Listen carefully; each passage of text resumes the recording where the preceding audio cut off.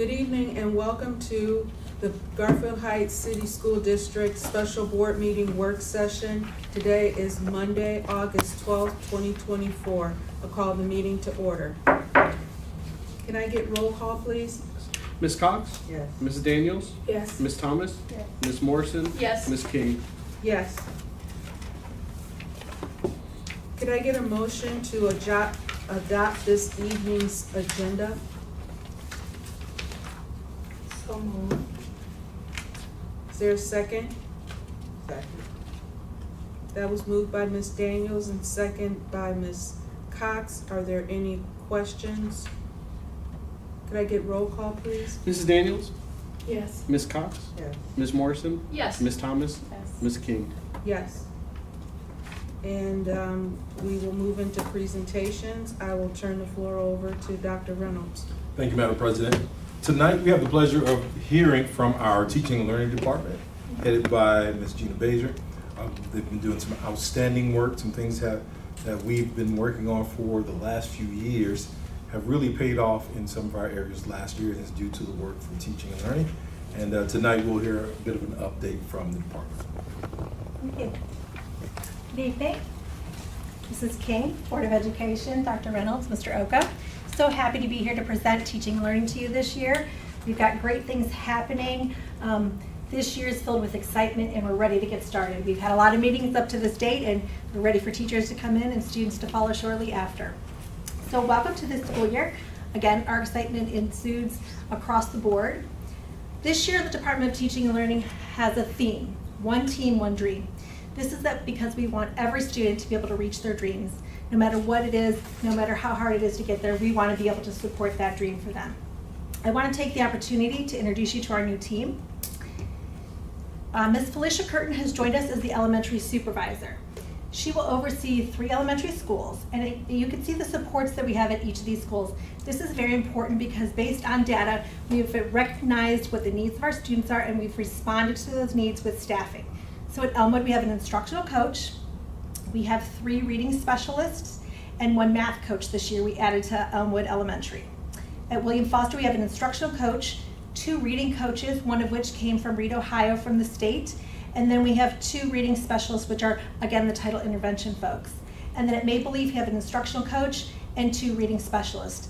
This team together collectively will support core instruction as well as intervention and small group instruction in the elementary buildings.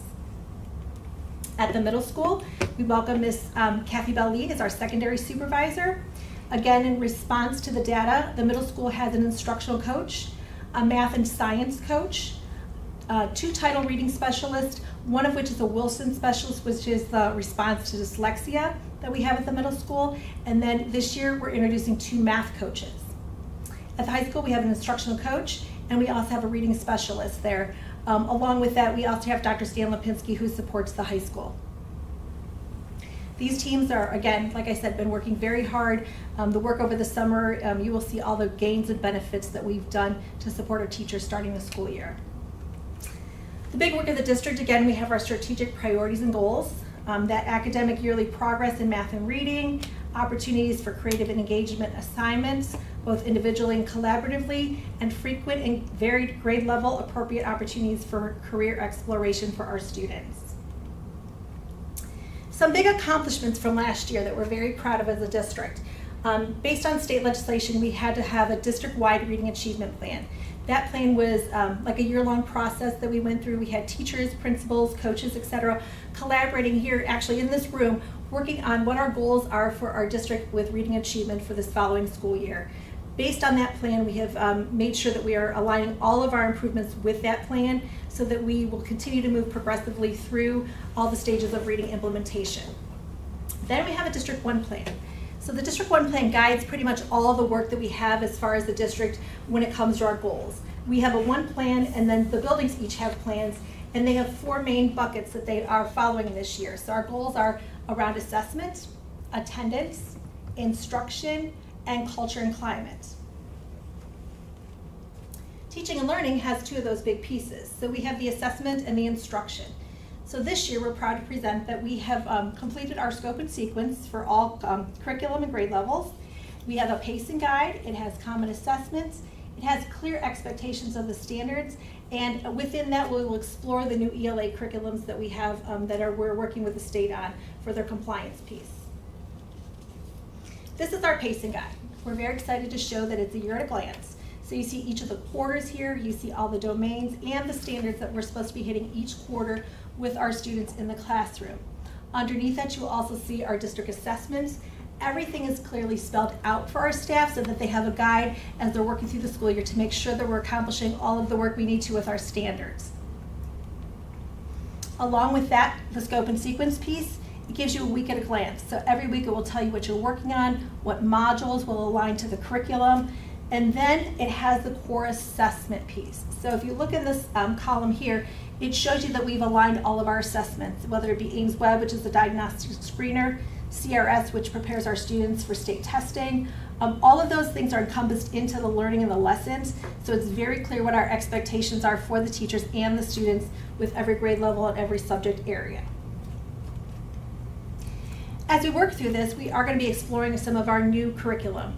HQIM is high quality instructional materials, and we're tasked from the state of Ohio to work within the guidelines that they have set for us to adopt new curriculum.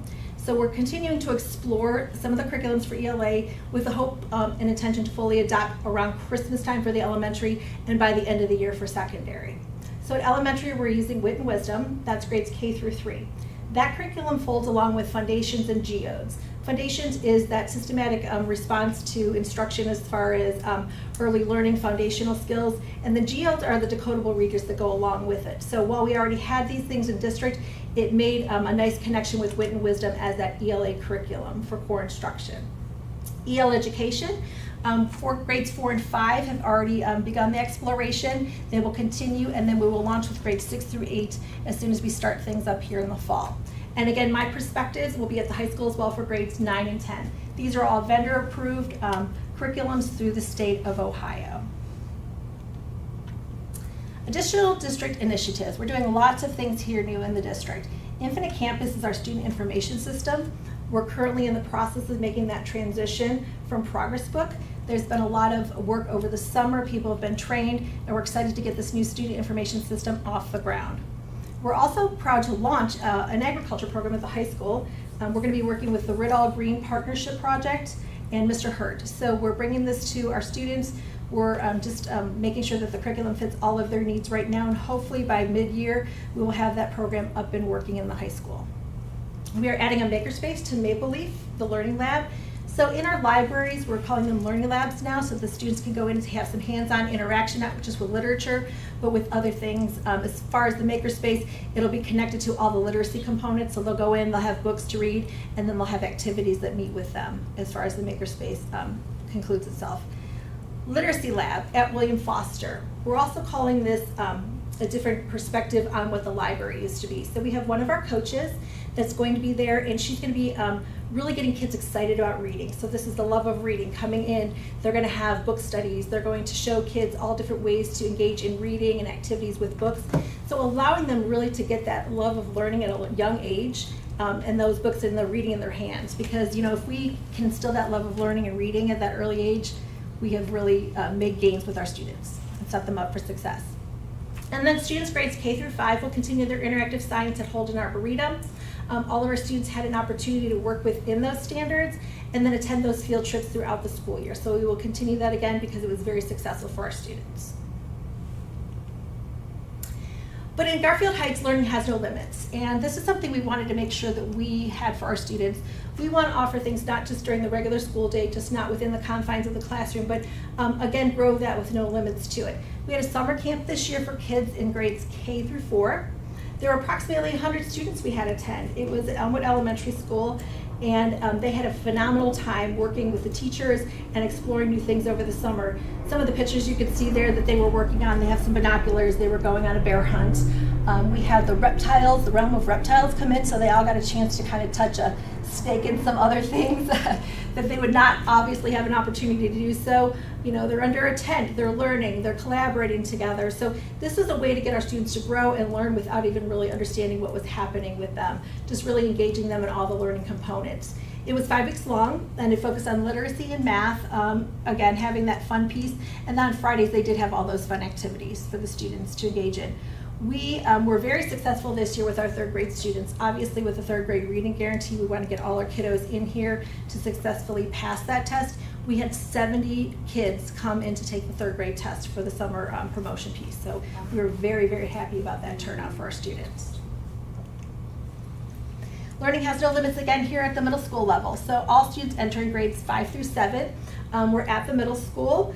And it was a fun hands-on camp. We had STEM activities, there's gardening, and all supplemental learning. The garden out back here is where that picture is located. Students did a great job of coming up and tilling the garden, tending to it, making sure that the growing was happening. They were so excited to dig in the dirt. Like, we could not contain their excitement for their hands to get dirty and to watch the fruits of their labor and everything grow out there.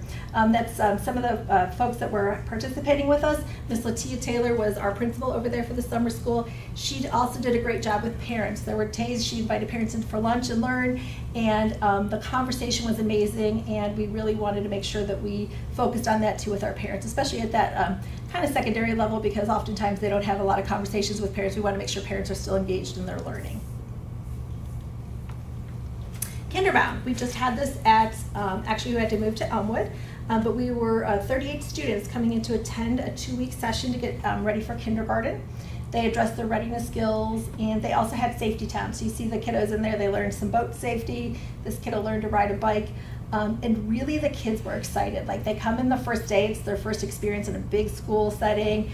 They, smiles on their faces, really happy and excited to be there. So we're able to afford that opportunity every year, and we think it really makes a difference for our kiddos when they start that first day of kindergarten. Athletic clinics. We partnered this year with Mr. Cruz and the athletic department to offer more opportunities for our students in the afternoons. So every Thursday from 12 o'clock to 2 o'clock, he ran clinics. So you can see there's like a cheerleading clinic, a softball clinic, football clinic, and that allowed our students to go from the actual learning classroom experience onto the field. So that's collaboration, that's partnership, that's all those pieces rolled together. He did a nice job of running from the 6th of June through July 25th. It really kept our students engaged. For a lot of our learners, they came right from their summer camps. We put them on the buses and we sent them over to the high school. So again, that segue and continuation of learning for our students was very powerful. And as you can see, it was our own students working with them. So we didn't bring professionals in to do this, although we want to say that they're professional what they do and how they presented themselves to our students, but it was really great leadership from the bigs to the littles at this point in time. This is a picture of our Holden Arboretum experiences.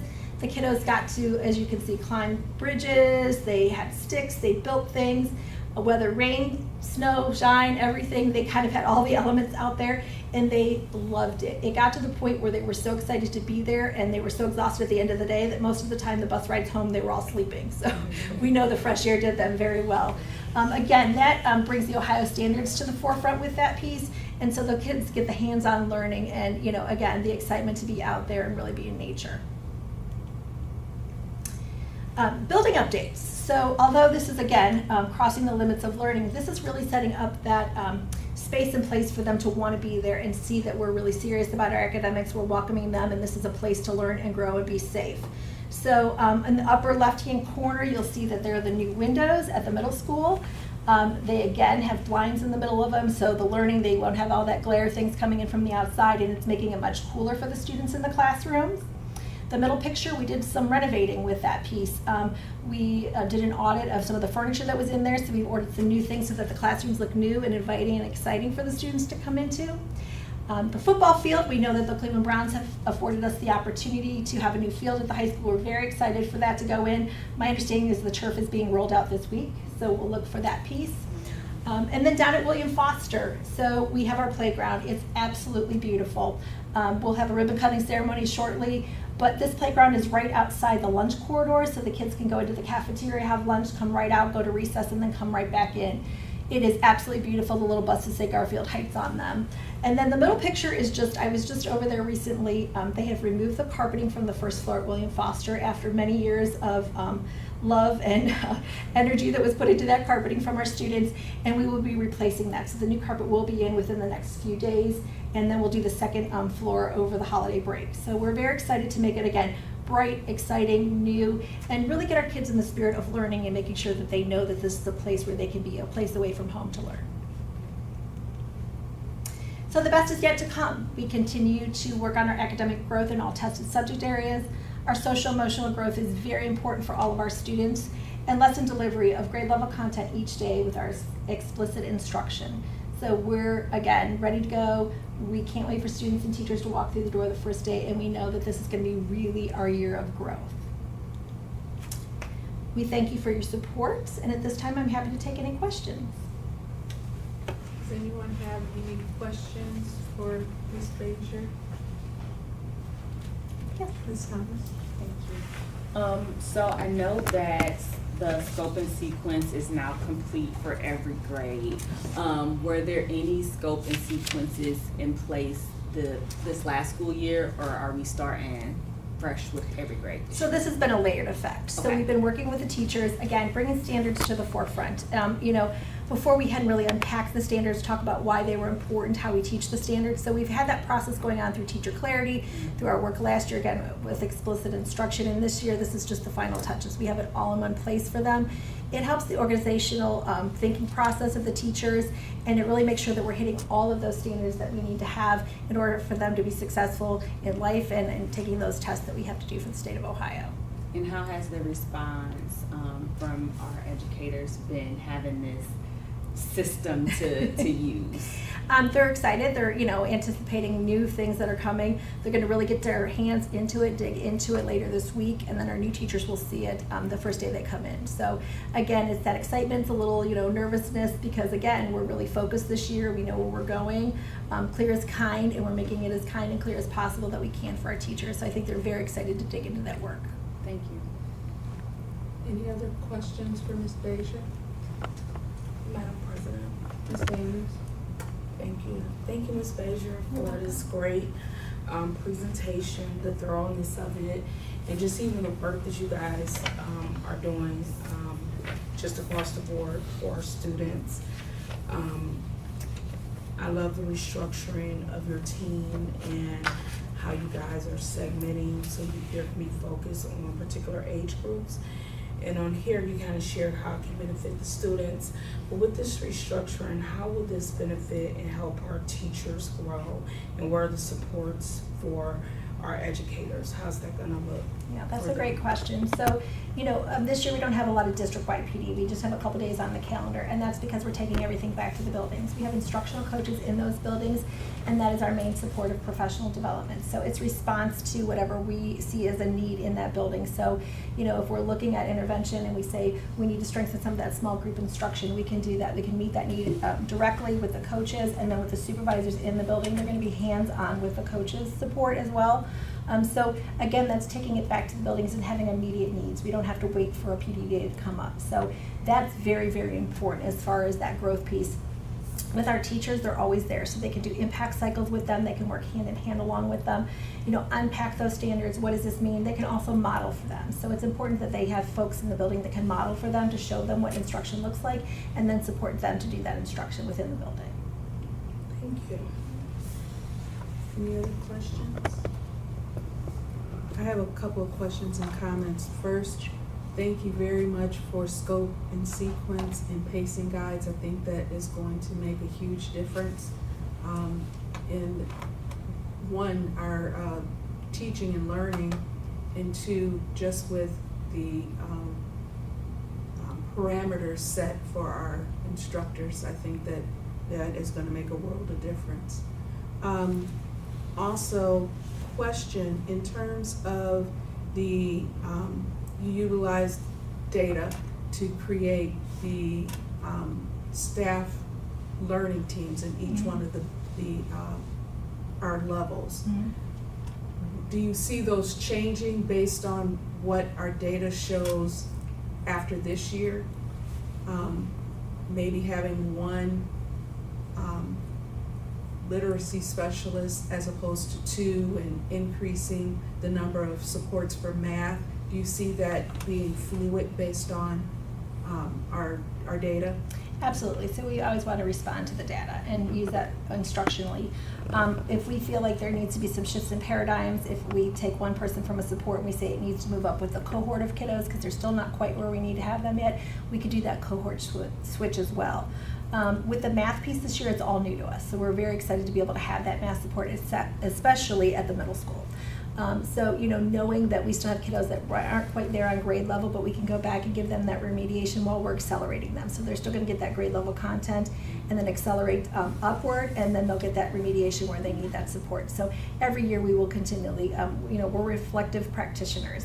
And if we weren't, then we would not be making these changes we've made this year, and we will continue to make changes based on the data going forward, whatever best supports our students. Okay. And my last question is, was there any pre and post tests done or assessments done for our summer learning? So with the summer learning, because it's such a small window, we had our Ames Web data at the end of the year, and then we also had our scores from the OST for our third grade students. So that was kind of our baseline with that piece. When you've got 5 weeks and you're really trying to focus on a little bit of everything versus one specific area, sometimes the data doesn't always show those indicators we'd like to see. However, we have a list of students that have attended summer school, and we will track what they do as their pre-assessment at the beginning of the school year. So we always have that track data going forward, and then we see where those supports can, what we could do better next year. And then it's also a talking point to our parents, like, folks, we're offering these things to you. Please send your students in. We're here and happy and helping them move forward with what their work is, and so we can show those gains to other folks that want to see what summer school does for them. And that was my goal of the question, is because there was so much good happening this summer. I wanted to be able to capture it and utilize that data to demonstrate that in 5 weeks we were able to X, Y, and Z. So I think with your beginning of the year assessments with the students, I think that you'll be able to see with that, the list of students that attended, how they compared based to the end of the year assessments. Absolutely, and we will provide that data as soon as we have it for the Board of Education. But we're looking forward to it ourselves as well, to see all the growth in our students. And parents is, the Parent Academy too, that happened at the middle school level. We had such great feedback from the parents that was actually helping us make better decisions as well too, going forward for the instruction of their students at that secondary level. So we're gonna take all that data into consideration when we're moving forward. Great. Well, thank you, and thanks to your team for all the hard work that they've put in over the summer. And I look forward to amazing things this school year. Thank you. One team, one dream. One team, one dream, yes. Thank you so much, appreciate the time. And now we will turn the floor over to our very own Phil Oko for our property tax reappraisal training.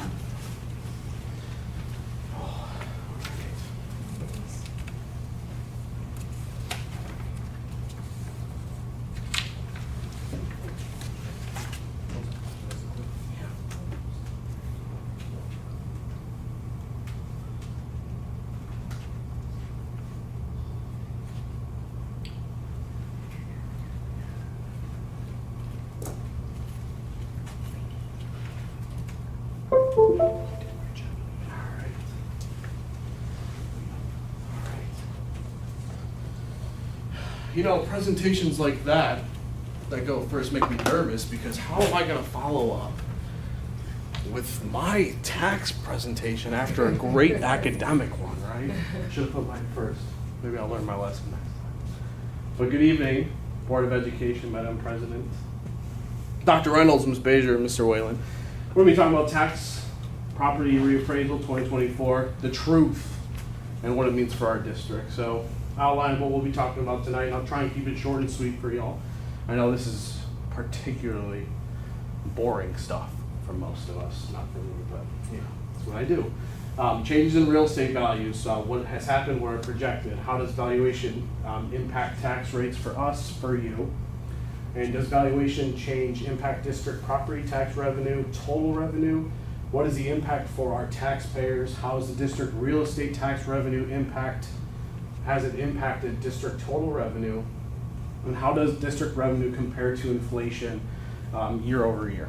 So we'll start calculating property taxes. Now this is kind of a an interesting idea because not a lot of our taxpayers understand how their tax rates are calculated. So it's a pretty straightforward, formula here. You take your market value, multiply it by 35%. 35% of that is your effective tax rate. Then that's your initial tax bill is based on that 35%. You apply the effective millage to that 35%. 35% is called the assessed value. In Ohio, the state pays 10% in a rollback credit on levies that were passed up until 2014. And then, I think it was 2014, 2012. Anyway, they pay 10% of that, and then there is the homestead exemption at 2.5%. So in totality, the state will reimburse the district for 12.5% of taxes on our levies, specifically in Garfield Heights. That's the current tax bill. So when people see, oh my gosh, my market value is so-and-so, that does not mean the tax rate has increased proportionally with that. And we'll get into that in a minute here. Levy types and what's counted towards the 20 mil floor. So inside millage, 4.6 mils is given to us by the county each year. It's been set like that since 1919, 4.6. Now Maple Heights gets a different, North Royalton gets a different, Cleveland Metro School District. We all get different inside millage rates. This is not voted. We do not have any determining factors in the say of how it's given to us. And it's a single constant rate, it does not change. Fixed rate levies is when the public votes on a specific tax rate. So collects that rate over time. It is included in the millage floor, as is inside millage. The rate can decrease, but it cannot increase past the voted amount. Fixed sum levies are what we have in this district. We have otherwise known as emergency levies. So it's a voter approved amount. So the public approves, say, a $1 million levy is going to collect $1 million every year, no matter the inflation rate or deflation rate. There's no growth to that. So you get the amount that you voted in as a community. And the rate is adjusted annually. So you'll see that as we talked about the reappraisal in 2024. This millage, importantly, is not included in the calculation to the 20 mil floor, which is very important for our school district. So property values versus tax rates. Increasing home values, as we see in Cuyahoga County, specifically Garfield Heights, and how does it impact the tax rates? So as home values increase, tax rates will decrease, because remember, we can only collect what was voted in. Now we get into an interesting situation when that effective millage rate, we look back here, see those two inside millage and fixed rate levies? When those combined hit 20, decrease to 20, it no longer can go under 20. So in effect, what happens is we hit the 20 mil floor and we start gaining that inflationary growth on that, because the Ohio Revised Code does not allow us to drop past the 20 mils. That makes sense so far? All right. So let's look at our historical district values. Data is key, right? We use data, as we saw in our previous presentation, and I use data for how I do my work as well. And it's really important that we understand the data behind our property tax values.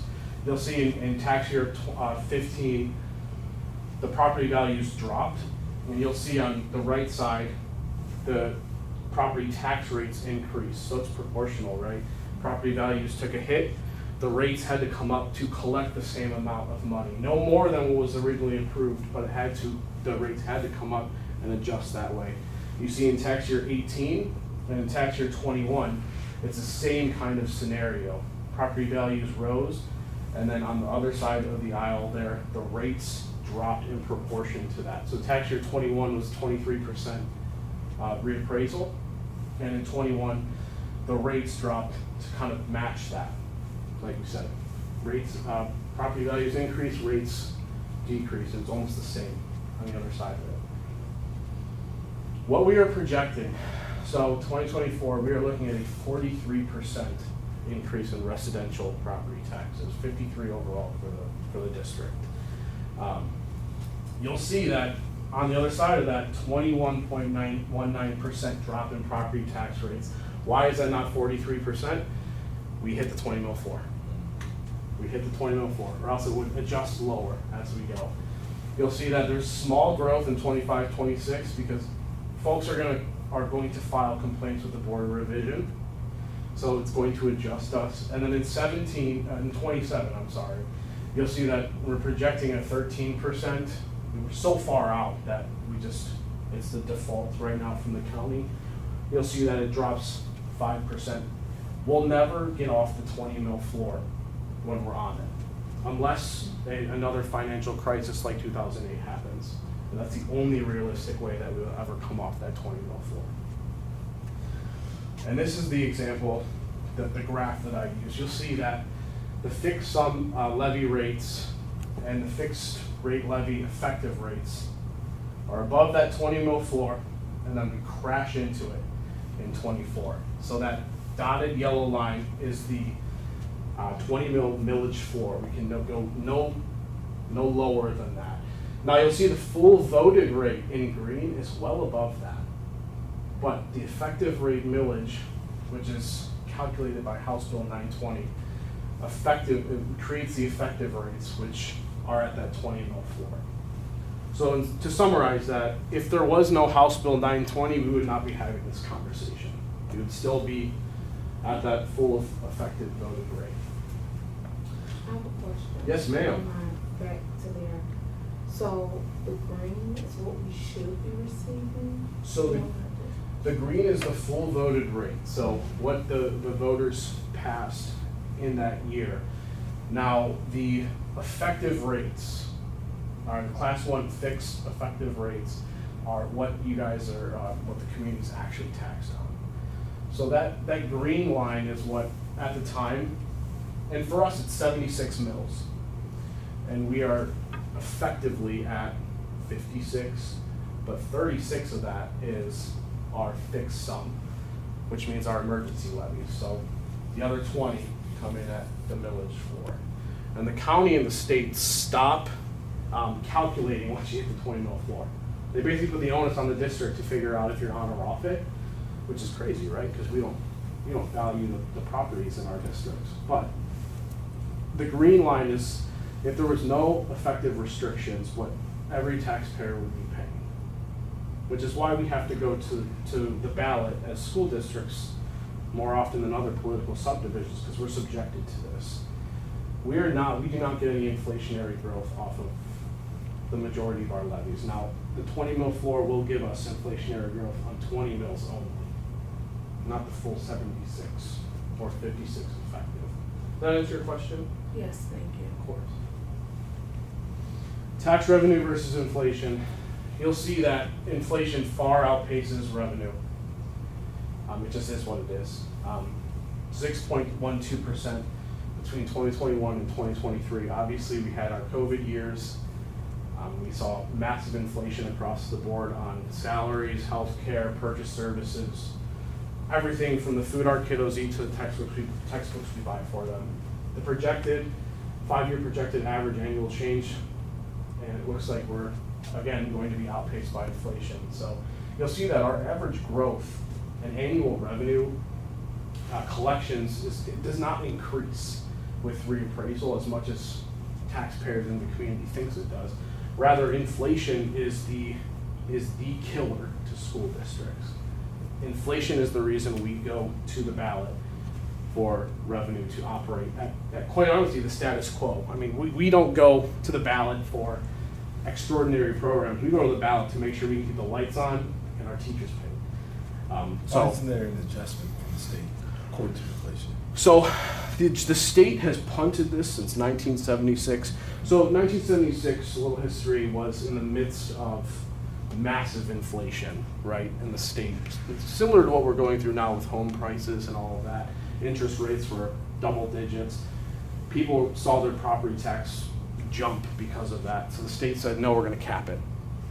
Left it for years. And now the problem is back because property taxes and property values have jumped since COVID, right? I mean, the median home price is up almost double than what it was in 2019. And now it directly affects this because school districts are not hitting the 20 mil floor. Their communities are saying my tax bill is increasing. Why is that? And it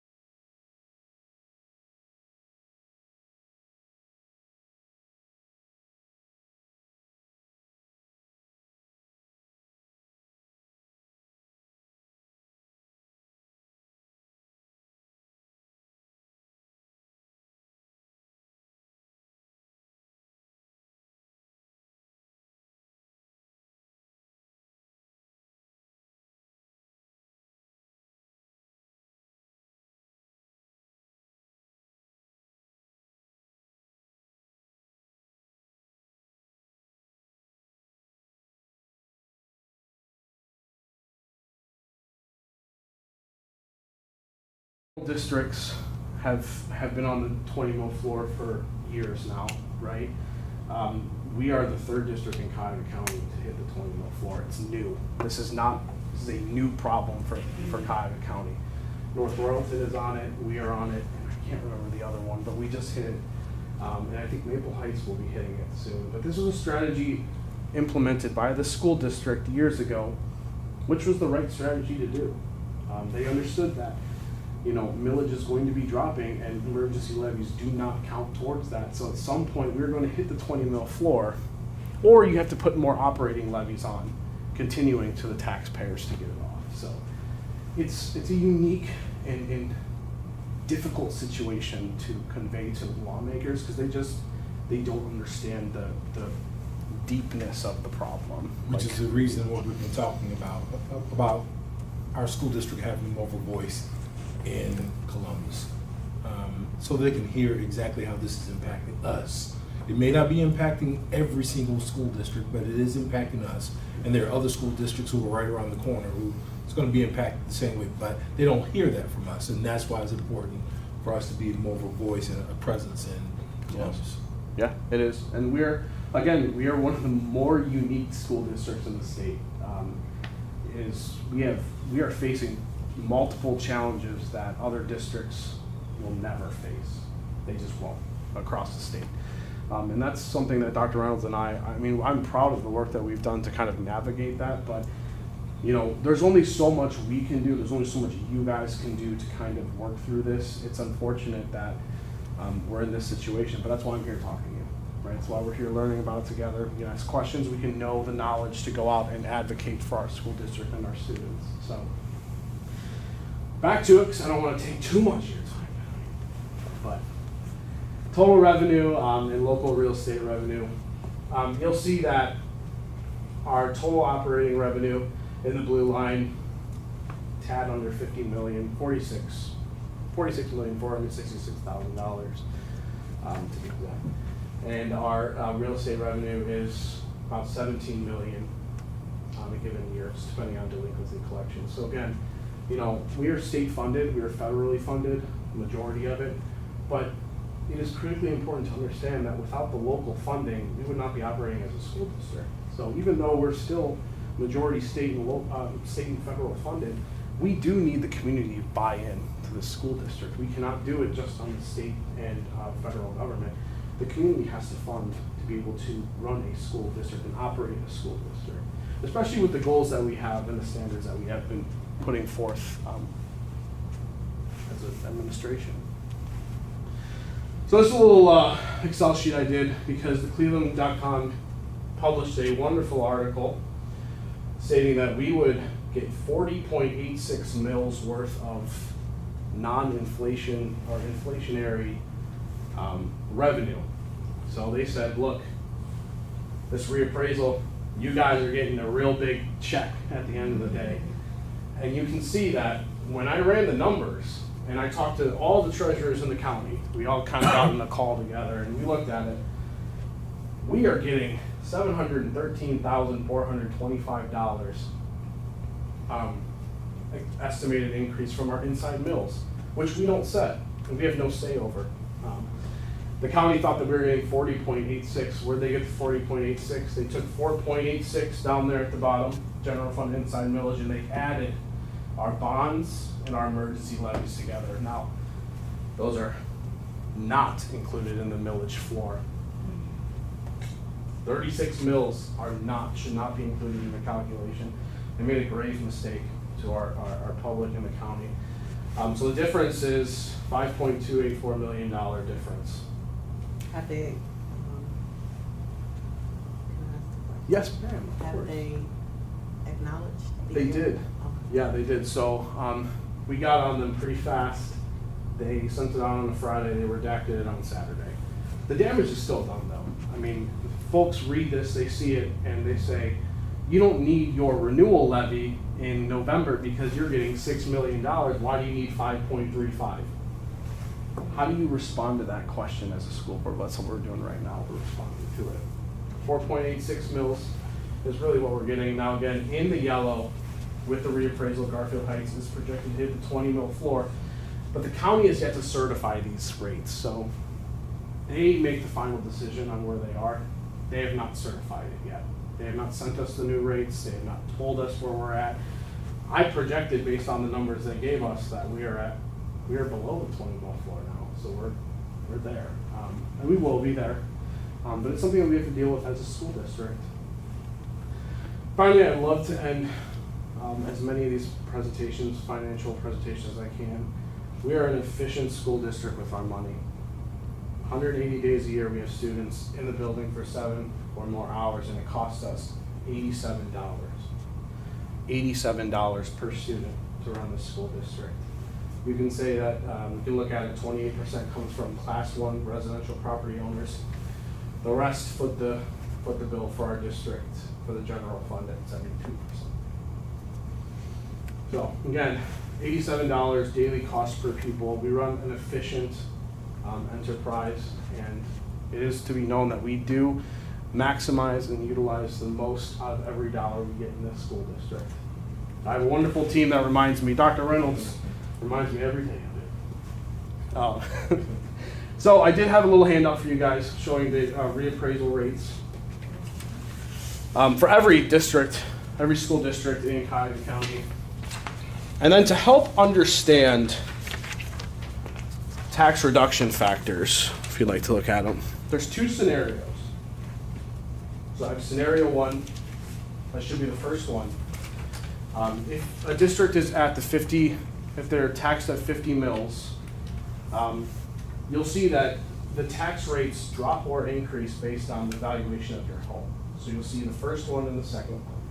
So taxed at a 50 mil, the reduction factors apply to both properties in the district.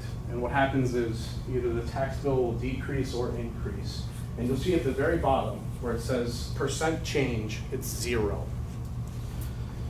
So what happens is one home gets taxed at a higher rate, the other one gets taxed at a lower rate, just adjusted based on where you're at within the district. The 43% across the district board does not mean every home is being increase by 43%. One home could be 10%, one could be 15, one could be 55, one could be 5, right?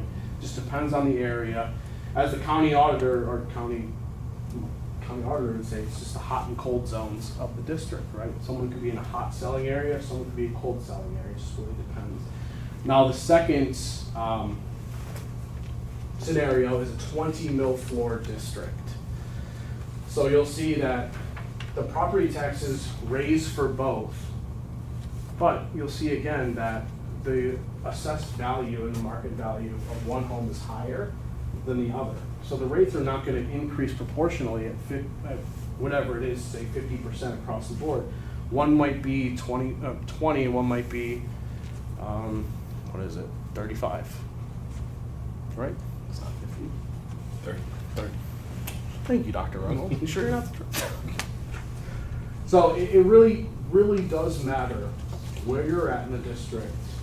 And it's really important to understand that it's not a blanket increase across the board. Now the district does see that 10% increase because of the, if you hit the 20 mil floor. So the district sees a 10%, but some people and some households and businesses pay different depending on what their valuation is.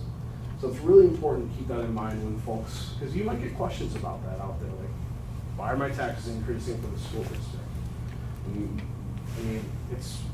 the answer is it just depends on where you're living and how the reappraisal went, realistically. So thought that may help kind of understand 20 mil floors and rates and changes, but if we're not on the 20 mil floor, we see no increase in revenue. Now some taxpayers might pay more and some less, as you saw in that first example. At the 20 mil floor, we see that percent increase. Again, some pay more than others. Make sense? As best as it can. All right. Is there any other question for Mr. Oko? Definitely your explanation was better than what I had conjured up in my head going through your PowerPoint. I had a whole other scenario. I'll take it. Thank you all. Thank you. Yes. All right, so we are having our first reading of our policies. We have 4 policies that we are having our first reading. So there's no action that needs to occur. Am I correct?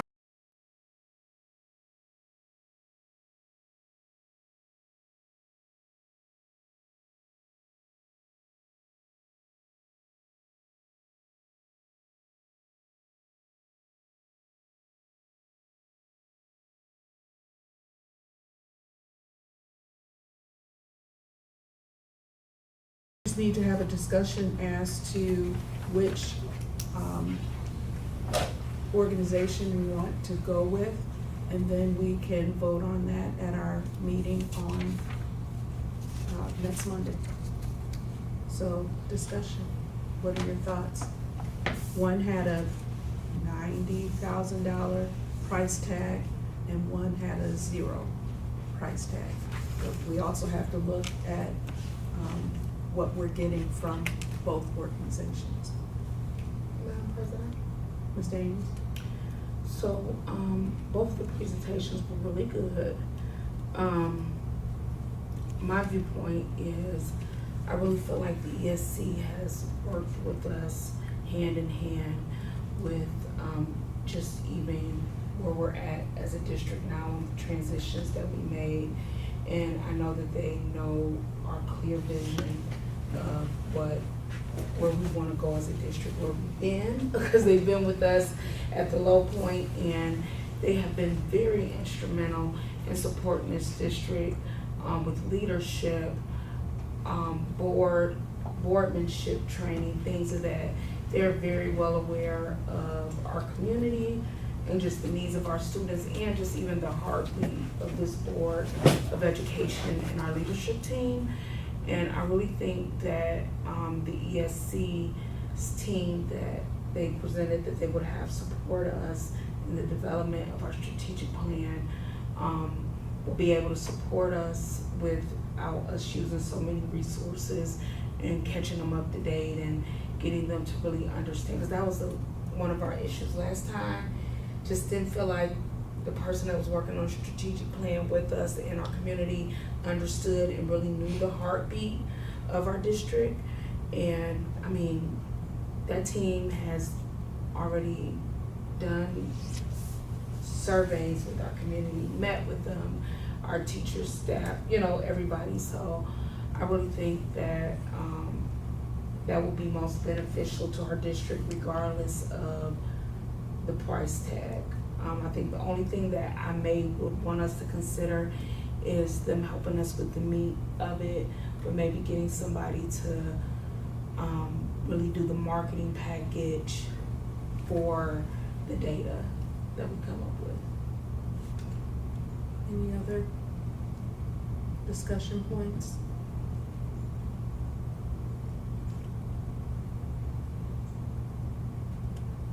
Okay, then we will put this on our agenda for next Monday to take a vote. I think we're all in agreement of going with the ESC. They know our district, they've done work with our district, and I think that they will, as Ms. Daniel said, will do right by our district. And I think we don't have to start from scratch and get them caught up with,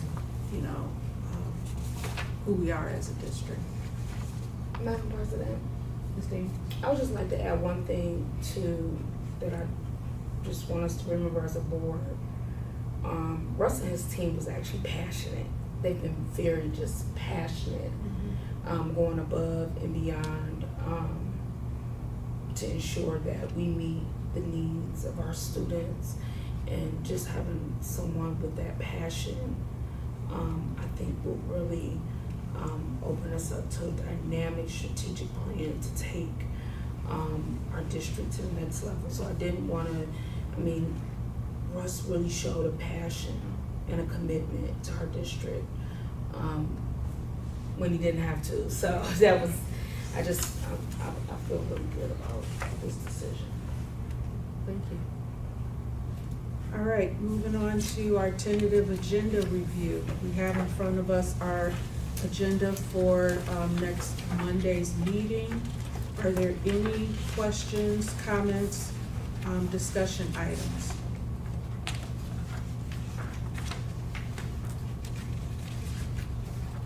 I did have one, 18.2. Can you tell us a little bit about the trailer purchase for Elmwood? Yes, Elmwood is a smaller building, and we wanted to ensure, because a lot of the services that were happening under the stairwell and the hallways, and what we needed was just a little bit more space. So the trailer unit or the mobile unit that we're using is really for office space. However, it is large enough for them to have one-on-ones that they've been doing in the hallways to serve our students. It gives us a little more room, and that building has done very well in the last year, especially with the transition, the K-5 transition that Ms. Bezier was extremely instrumental in making sure that that was happening. We do note that the building is a smaller building, and this will help us with serving our students and having the room and privacy in some of the cases to serve our students. Thank you. Any other discussion items on our agenda?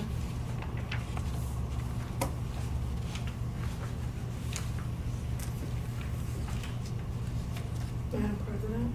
Ms. Daniels?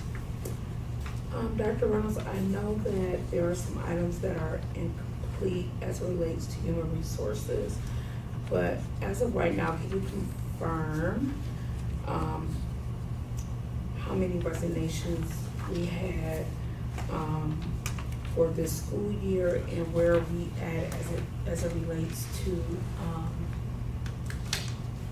our vacancies? We actually had that discussion this morning in our cabinet meeting. We had 29 teacher resignations. And out of those positions that we have open, there are only 4 positions right now that we're still trying to fill. So out of district-wide, the number was, out of about 600 employees in the district, we have about 4 spots that we're looking to fill. So our human resources department has done extremely well. There's not a lot of school districts that can say they only have four positions to fill right now. So we are working, and those are 2 middle school and 2 high school positions that we're looking to fill. One more question regarding that.